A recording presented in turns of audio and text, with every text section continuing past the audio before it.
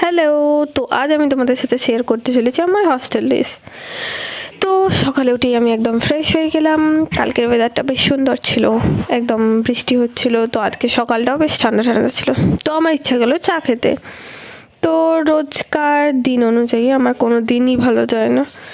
তো যখনই চা করতে গেলাম ভালো মুড নিয়ে, তখন যেমনি গ্যাসটা জ্বালতে গেলাম তখনই দেখলাম জ্বলছে না। তার মানে তোমরা বুঝতেই পারছো। সো ইয়েস, সিলিন্ডারটার মুখটা ছিল খোলা। তো সুন্দর বদনটা নিয়ে রাগ করতে করতে চলে গেলাম আমার ব্রেকফাস্ট আনতে। তো এটা আমার অতটা খেতে ভালো লাগে না, তাই কম নিয়েছিলাম। ওয়েদারটা দেখে বুঝতে পারছো কাল ওয়েদারটা কতটা সুন্দর ছিল। ততক্ষণে দাদা এসে সিলিন্ডারটা লাগিয়ে দিল, আর আমি সুন্দর করে চা বানিয়ে নিয়ে চলে গেলাম আমার বাড়িতে, মানে আমার রুমে। তো গিয়ে একটু সুন্দর করে বসে পোস্ট দিলাম, তারপর ইচ্ছা করলো বাইরে যেতে। তো একবার এক প্যাকেট চিপস কিনে নিয়ে চলে গেলাম আমি ঝিলপাড়।